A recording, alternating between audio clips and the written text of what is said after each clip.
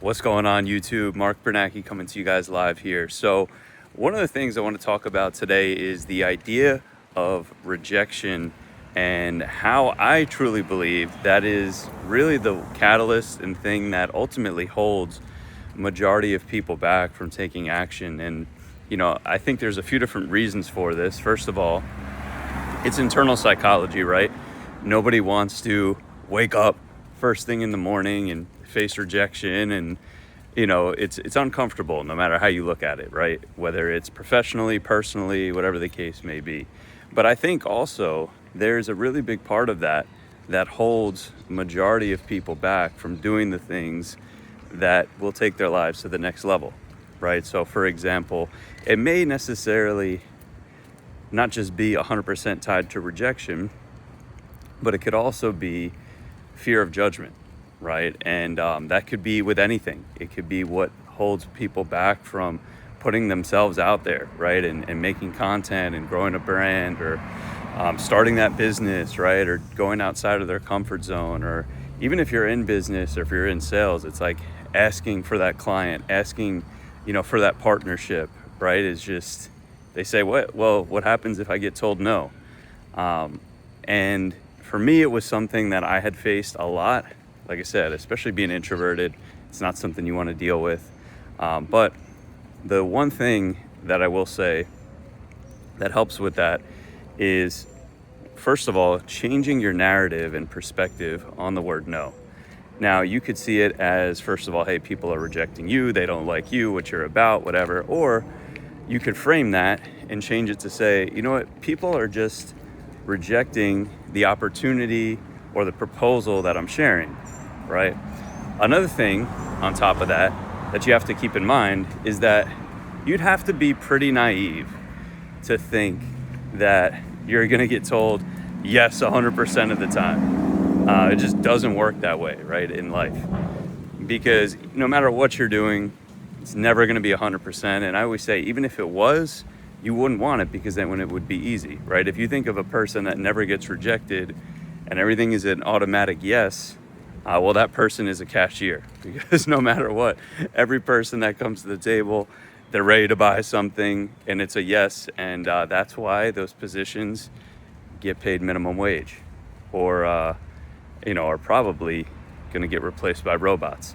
So you don't want to obviously be in that type of situation. So what you can do to change the narrative on no is you actually view it as a stepping stone to get towards your ultimate goal, right? So instead of viewing it as failure, whatever, you have to realize it's actually part of the process, right? It's inevitable. And second of all, it can actually give you feedback to improve and get better.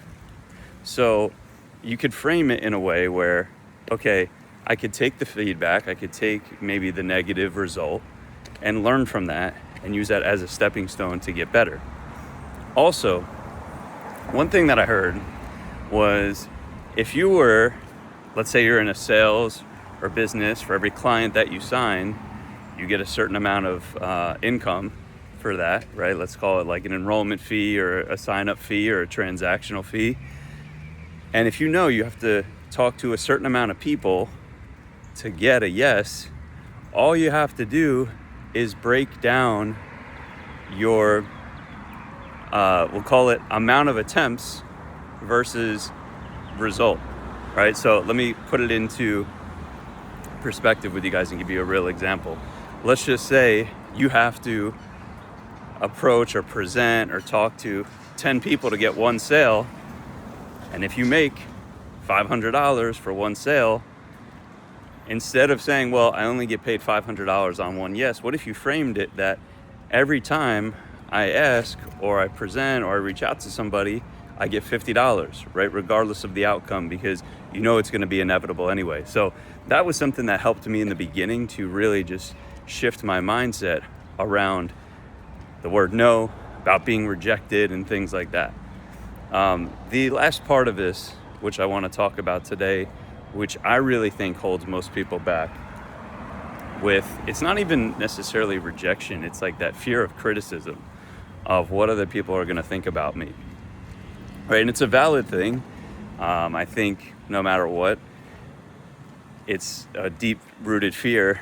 But I learned this from one of my mentors, J.R. Ridinger. He would always talk about this. We'd go to seminars, and when he was alive, he would go up there and talk for hours on end about this. And it was really the concept of time and death, right? Those two things.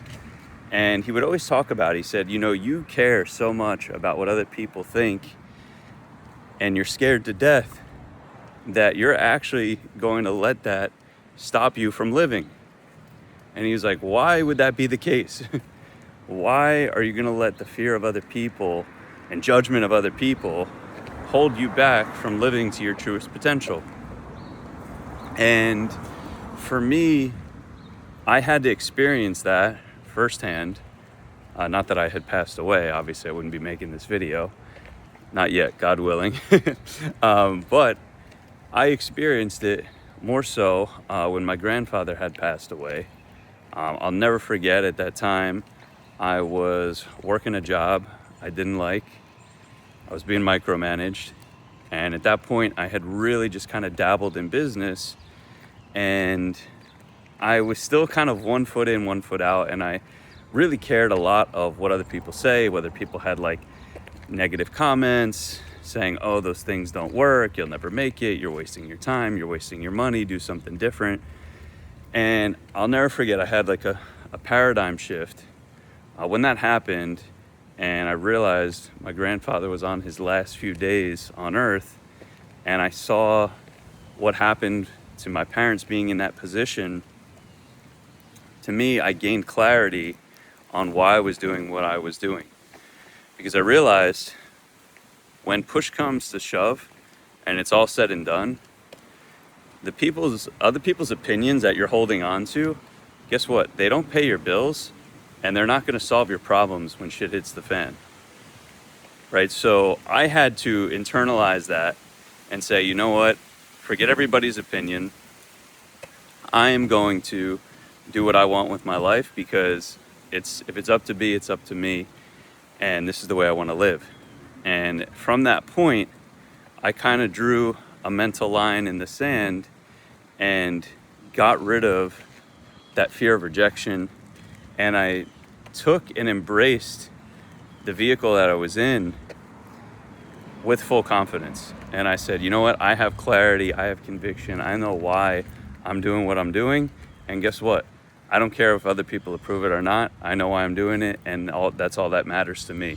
And from there, the results, oddly enough, started to grow from that point moving forward, because I got clear, I got certain on what I was doing, and more importantly, why I was doing it, and I let go of the opinions of other people that were holding me back. So hopefully this helps somebody out here. If you're in a spot where you struggle with rejection, you care so much about other people's opinion of you that it holds you back from your potential. And by the way, guys, I don't think this is a one-time thing. I think it's a daily commitment that you have to embrace and take head on.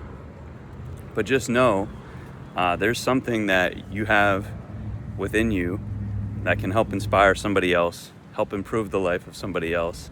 And all you have to do is get out of your own way, put yourself out there, whether it's new opportunities, new connections, making content, whatever it is, go after it, because you never know who needs to hear your message or who needs your product, service, or opportunity. Hope this was helpful. Take care. God bless.